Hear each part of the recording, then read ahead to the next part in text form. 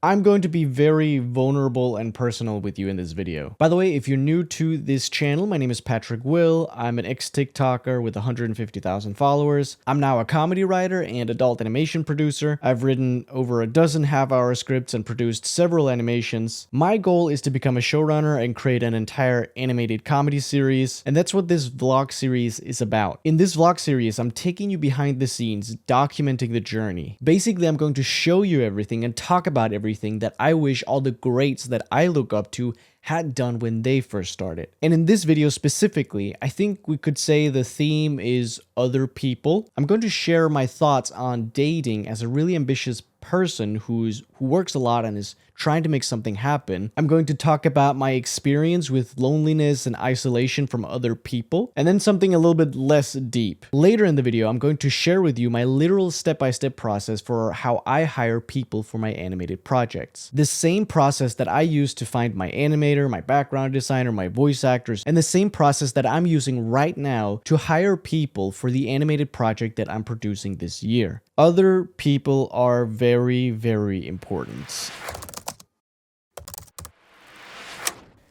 It is 4:50 a.m.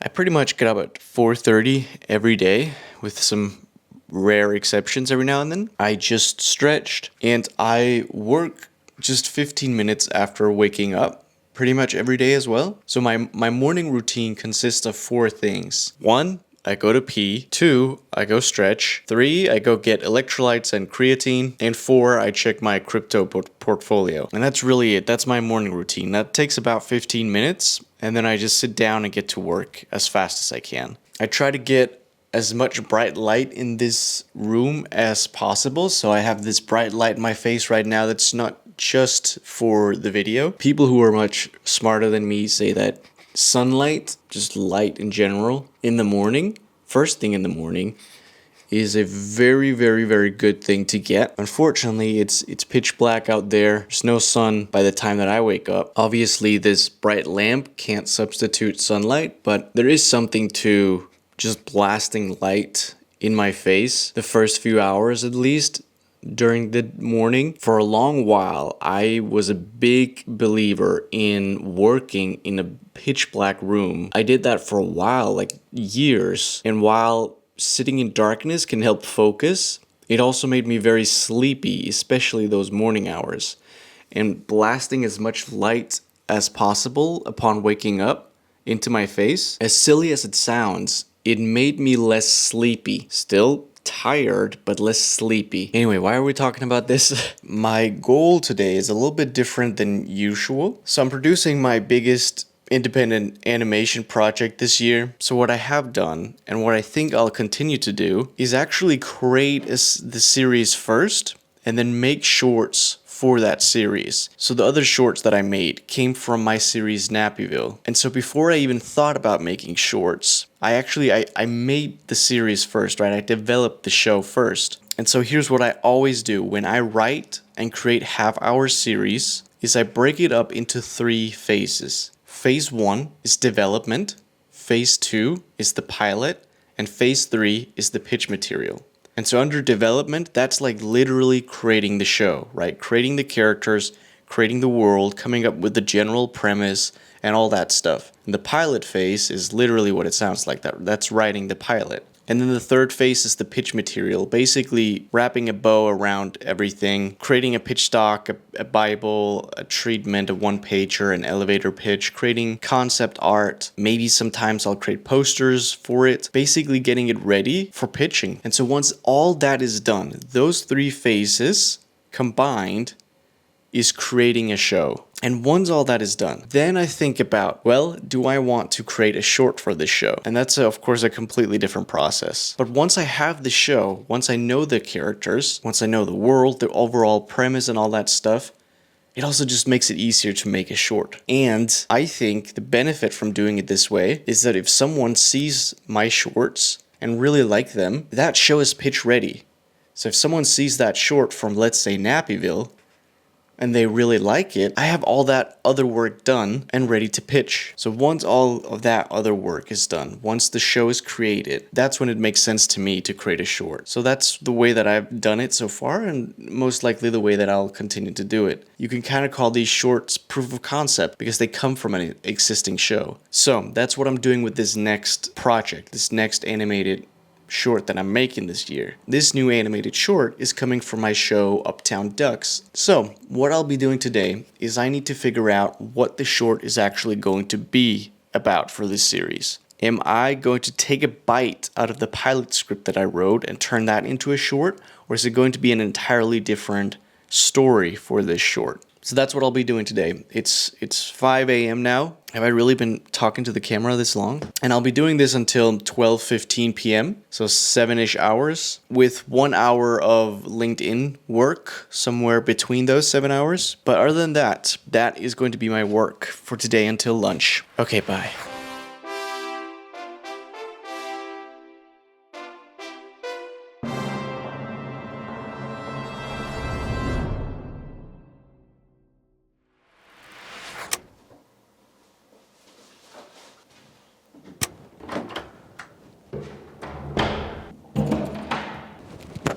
Okay, so I am going on a date right now.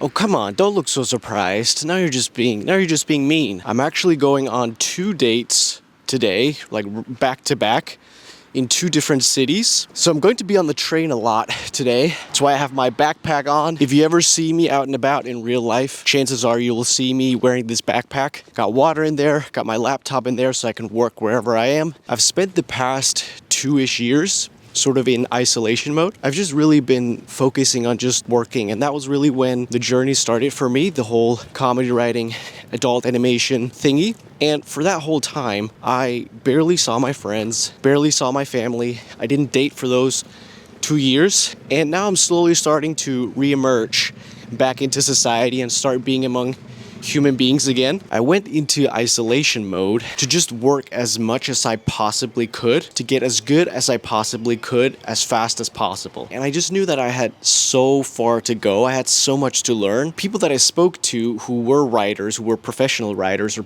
any type of profession in this industry, said that it took decades to get good at writing or acting or whatever it was, and I just knew I didn't have decades. And I also believe that skills are developed over repetition, not over time. I've spoken to a lot of writers who claim they've been writing for 10 years, 20 years, 30 years, and they're still unhappy about not having success yet. And when I ask those same writers how often they write, a couple of hours on the weekend whenever I have the time to do it. Let's say you write 4 hours a week and someone else is writing 40 hours a week. You will have written as much in 10 years as the other person is writing in 1 year. And if you believe that you get good, that skills are built over repetition, not over time, that means that the person who wrote 40 hours a week for 1 year is just as good as the person who wrote 4 hours a week over 10 years. Which means that if you want to get good, you can cram more repetitions, more work down into a shorter period of time, which is ultimately what I wanted to do. I wanted to get as good as I possibly could as fast as possible. And so that's why I went into isolation mode. And so anyway, that was a big side note, but all of that to say, that's the reason I didn't date for 2 years. So what changed? Why am I getting back into the dating game now? Why am I not still living that way in isolation? Because isolation certainly has benefits, but it also has cons. And I'd love to talk a little bit more about isolation and the benefits and all that stuff a little later in this video, but more specifically about dating. For the longest time, I thought that dating would be a distraction to my goals. I thought that dating would mean that I had less time and less energy to work toward my goals. And while that can be true to a certain degree, I've also come to a different belief now that it is possible to have a partner that can actually help you with your goals and make your life better. As crazy as that sounds, 99% of the time, I try to ask myself, will this action or this decision bring me further away or further toward my goals? And I think I've come to realize that dating can absolutely help me go further toward my goals. I think having someone to share your life with, someone you really love, can give inspiration, motivation, peace of mind. I've also heard a lot of people talk about you have to live to have something to write about. And for the longest time, I sort of thought that was an excuse for people not to work, for people to just do something else that wasn't the excruciating pain of writing. But I've sort of come to the belief that there is probably a balance between it. Like, you have to work a lot, but if you also live, then you do have material to write about. I think it was Phil Rosenthal, who created Everybody Loves Raymond, who talked about how when he was a showrunner, he would not keep the writers in the writer's room until midnight. Like, that was the norm back then, but he wouldn't do that. He would actually have the writers go home to their families at night, because that's where the stories were created, with their families, so that when they came to work the next day, they had stories, they had something to write about. And I think that is true of having a partner, having someone in your life like that. Now, of course, there's also the obvious fact that you can't just date anyone, right? It has to be the right person. Someone who makes your life better and not worse. And that's the thing I didn't quite fully understand until recently, I think. It's not that dating itself takes you further away or further toward your goals. It's that the right or the wrong person takes you further away or further toward your goals. Anyway, I'm gonna get some work done on the train. I have about 40 minutes until I arrive for the first date. I think I'm gonna do some LinkedIn networking while I'm on the train here. Okay, see you later. I've been in isolation for 2 years, and it was by far the weirdest, the wildest, and the most productive period of my entire life. Here is what I've learned from that experience. It definitely had negative consequences that you might expect, but it also had positive benefits that you might not expect. So I went into this isolation mode not knowing how long I wanted to do it. All I knew is that I wanted to graduate phase one of my journey. I write animated comedy, and my goal is to create a full animated series. And so phase one for me was about three things. Get good at writing, which later I also added producing to that. So I'm a writer producer now, not just a writer. So get good at writing and producing. Build a network, and learn how the industry works. And that whole phase took me about 2 years to get over. And so now I've moved into phase two, which has the same three things, but one more track also. So it's about keep improving as a writer producer, keep building a network, keep learning how the industry works, because the industry also changes all the time. And then the fourth new track is about building an audience or creating awareness around myself, building a personal brand. So if phase one is get good, phase two is show people that I'm good, or get out there, the get out there phase, right? Show people that I exist, make myself known. So what did I do in this isolation mode? I worked a lot. That's pretty much all I did. I worked 20 hours a week at my day job or part-time job, whatever you want to call it, just enough to get by financially. And the rest of the time I spent working on this goal, on getting over phase one. So I was at my part-time job 3 days out of the week, and there would literally be some weeks where I had 4 days without seeing another human being. When I think back on it, that's obviously not good for you, right? It's detrimental for humans to be isolated to that degree, I think. What do I know? I'm not a scientist. Okay, so before I touch on all of the bad things about going into isolation, let me address some of the good things. Number one, the absolute focus that I got. I mean, I define focus as just eliminating everything else, right? I didn't date, I barely saw my friends, barely saw my family, only worked a real job 3 days a week, and just spent the rest of my time just working on my goal. Which leads to the second benefit, right? I got so far so fast. I must have worked on my goal at least 40 to 50 hours a week during that period, at least. Where I think most people probably do 4 or 5 hours a week. And I mean, if you think about it, I literally drove 10 times faster than most people in that case. And it only makes sense that I would get results 10 times faster than had I only worked 4 to 5 hours a week. And the third benefit is I got really comfortable being alone and just being by myself. And this was something I was struggling a lot with when I was younger. I prefer to be around other people, but now I'm confident, and that I know that I can be on my own if I need to. And I think that's a very valuable quality to have built. So essentially, I got what I wanted from this isolation. But here's the huge but, okay? But with one T, okay? Don't get your mind out of the gutter here. This whole isolation thing really fucked me up quite a bit. The first huge con was that I experienced some heavy apathy. I just stopped caring about everything, which made me really unmotivated. Hey, this is Future Patrick real quick. I just recorded this part of the video and I'm sitting here editing it right now, and I realized that this whole apathy part, I didn't really explain it that well, and I feel like it is one of the most important points of why isolation was quite rough on me. And so let me try to redo it here real quick. Apathy is basically when you stop caring about things, like you lack an interest, you lose your enthusiasm, you just don't really care anymore. And I was really hit hard by this thing. I spent a long time thinking about this, like what makes humans motivated, and why did I just stop caring about my goals, about the work itself? And now it makes a little bit more sense to me. I recently watched an interview with a lot of really big directors, and one of them brought up a point that I thought was really interesting. He asked, if you were the only person left on Earth, would you still be making movies? And of course you wouldn't, right? I mean, you can say as much as you want that you're making these things for yourself, but by the end of the day, we're social creatures.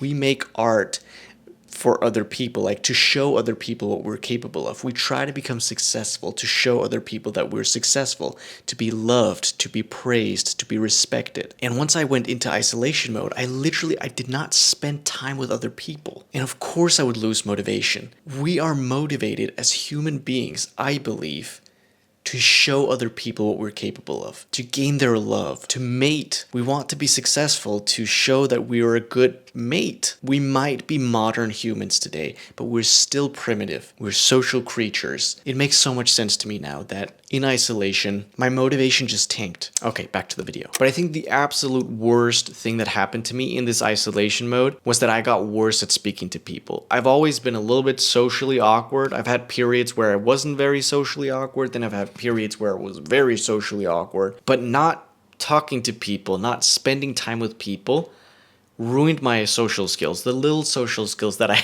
had. And I couldn't form sentences as easily, and there's a lot of science behind this. I had Spanish in high school and I got decent grades. As soon as I graduated high school and didn't use Spanish at all, I completely forgot all the Spanish I had learned within months, not even years, within months. We lose the ability to do the things that we don't do. And if I don't use my social skills for 2 fucking years, it's no wonder that my brain does not know how to talk to other people. There's also a lot of studies that suggest that when humans are isolated, we have a bigger risk of Alzheimer's disease, dementia, lifetime expectancy declines, just cognitive decline in general. Here's the good part. I'm very optimistic about the fact that I can relearn it and get my social skills back, because I have started to, I started dating, I started seeing my friends a little bit more, I started talking to people in general a little bit more, and I can feel that I'm slowly getting better at talking to people again, which was like a huge weight lifted off my shoulders, because I was afraid that I might have permanent brain damage. After I started re-emerging again, I have felt my energy go up. My inspiration has gone up, my motivation has gone back up. Okay, so in conclusion, I'm not sorry I did it. I now know what I'm capable of. I now understand myself so much better. I got a lot out of this experience. I really did. And I knew this isolation thing was never going to be forever. And I think it's okay to have seasons of my life where I might dedicate my entire life to just the work, just the goal. And then I might have seasons of my life where there's barely gonna be any work. It's okay to have seasons of life where I just live differently. So I will never, I hope, never do isolation mode for 2 years again. If I ever go into isolation mode this hardcore, I probably will do no longer than 6 to 12 months. But we'll see. We'll see what life has in store. That was an interesting thing to talk about. I wonder what's gonna come up next in this vlog. I'm doing something a little bit crazy right now. I'm filming outside on one of my infamous post-lunch walks. It's a little bit windy today, but I think with this microphone, the sound might be better. I remember the first time I went out here and filmed, the audio was absolutely horrendous. Ay. Let's hope this is a little bit better. So quick update on the animated short that we're making this year. The script is done. It's funny, it's edgy, like all adult animation should be, in my opinion. I've sent out a test animation to my animator to sort of get a feeling of what it's going to look like. At one point, I'm going to tell you guys a little bit more about what the show is about, what the short itself is about, and show you a little bit more of the art and the progress. But right now I'm just really focused on trying to figure out how I'm actually going to make this thing. It's a longer animation than I've ever made before. The style is a little bit different than what I'm used to, and it's all self-funded by yours truly. It's an ambitious project, and sometimes I wonder how in the world I'm going to do this on such a low budget. But I think that's a good thing, I always want to push myself, challenge myself in new ways. But anyway, like I said, the script is done.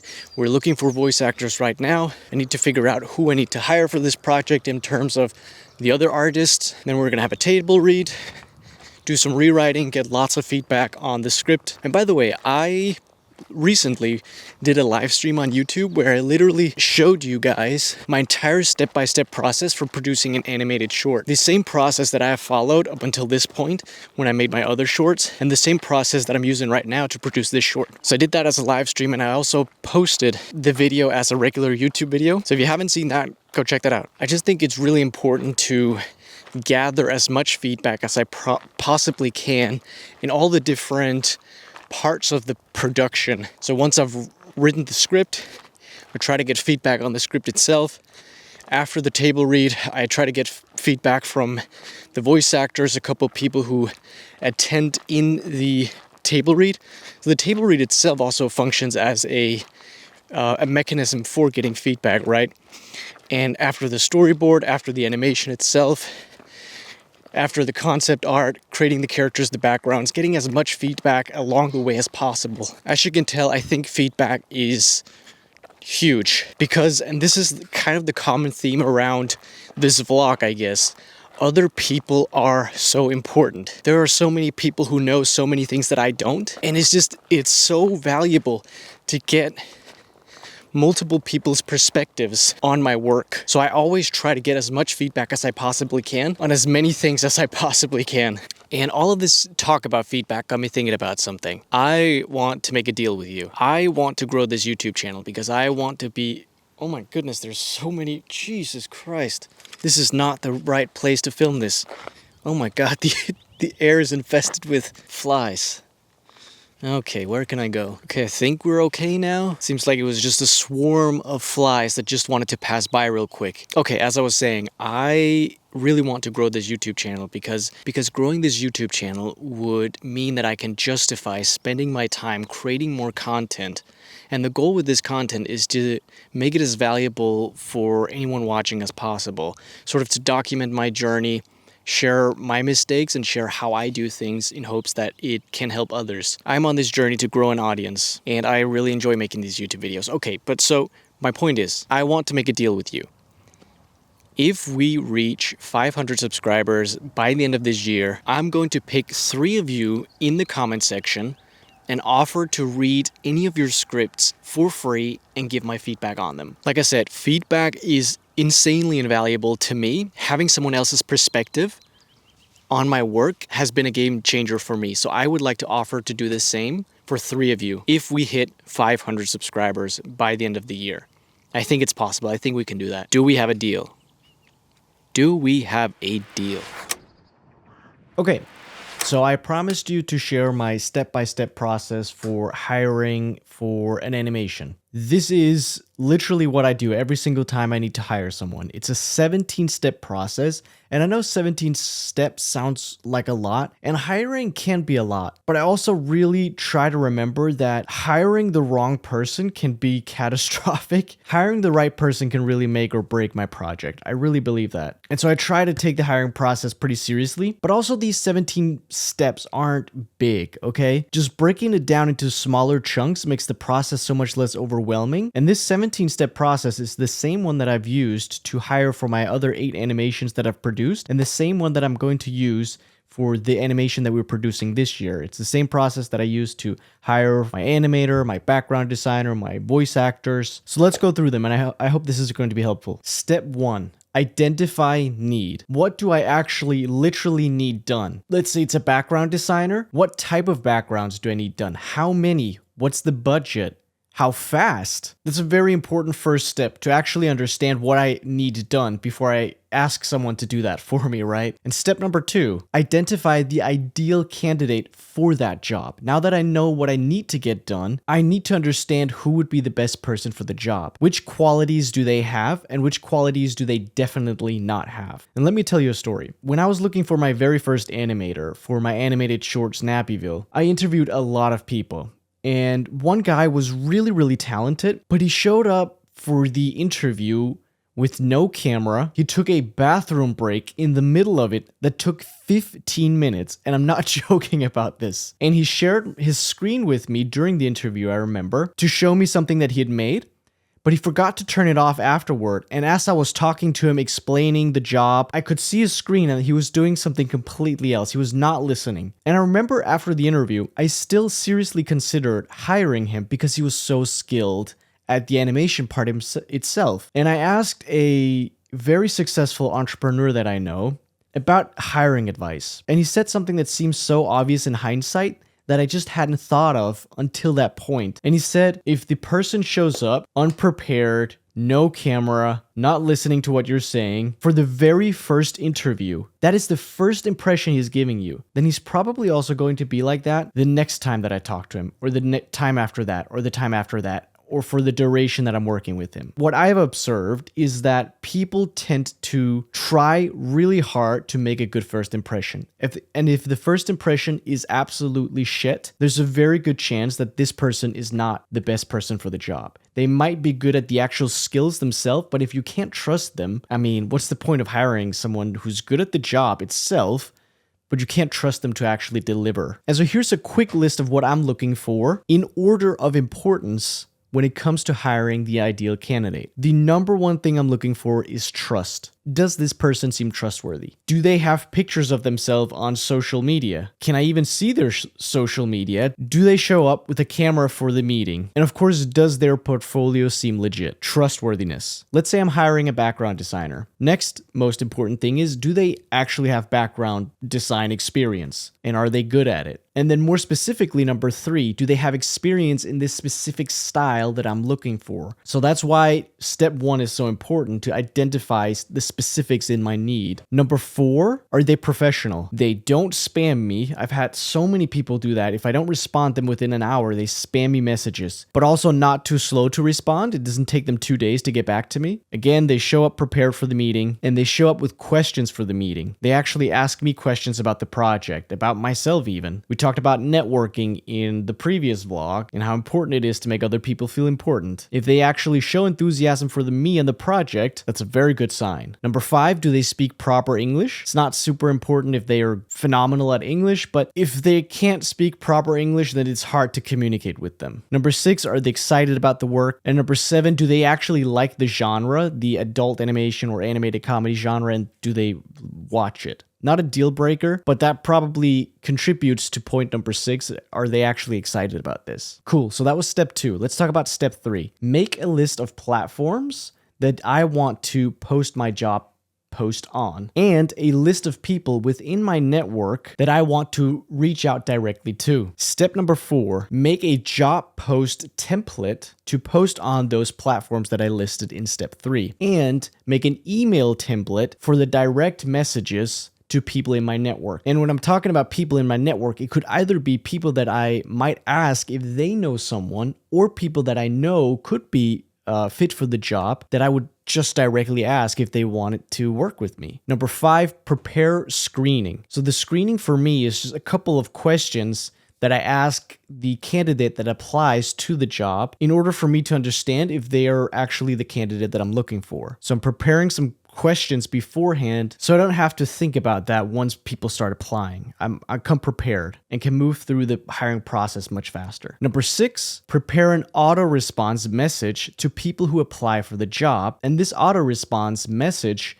will include some details about the job, the project itself, and some of these screening questions. This is just super convenient when I have dozens of people who apply to one of my positions to quickly filter out the people that are not quite fit for it. So just copy paste this auto response message to anyone who reaches out and applies for the job. Number 7, prepare interview questions. If everything goes well in the screening, their portfolio seems legit, they look like they're the ideal candidate, I will always ask people to hop on a Zoom with me and I'll interview them. Number 8, prepare a test. I've always done this. For a voice actor, for example, this could be an audition. I'll prepare a few lines from the script that I would like them to use for their audition. Or if it's a background designer, I've made like a sketch that I would like them to make a background from. And of course, this is important for me because I need to see that they are actually capable of creating something in the style that I want it to be created in. If it's an animator, it could be like a 5-second test animation. Number 9, prepare the terms and conditions or the potential contract. What I do is I usually just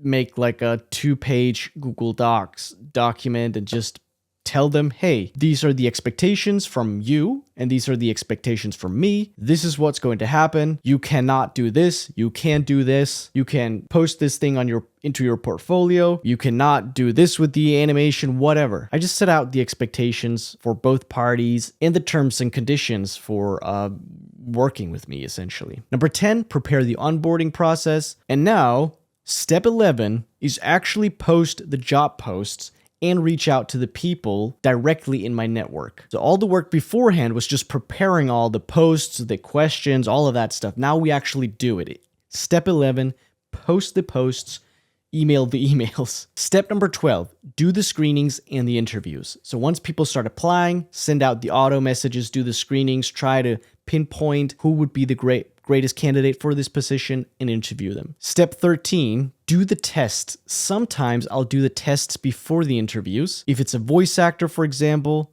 they would typically do the audition before the actual interview. If it's an animator, I'll typically interview them first and then try to have them do a 5-second test animation. So it sort of depends. And number 14, pick my final candidate. I'll decide on who I want to hire for this job, have a second call with them to discuss the final details and the expectations and all that. And step 15, send over the terms and conditions or the potential contract if I've made one of those. Step 16, onboarding. I try to make sure that people have a smooth start and they know what to do, they know their deadlines, etc., etc. And number 17, get to work. Do the actual work. Okay, cool. It's become increasingly more clear to me that other people are the most important thing in pretty much everything in life, I think. And so I really, really enjoy having this step-by-step process that I can follow. I have these clear instructions to make the process less overwhelming, make everything easier, so that I can find people who can help me with my projects. And I hope this was helpful for you too. All right, see you next time. Peace.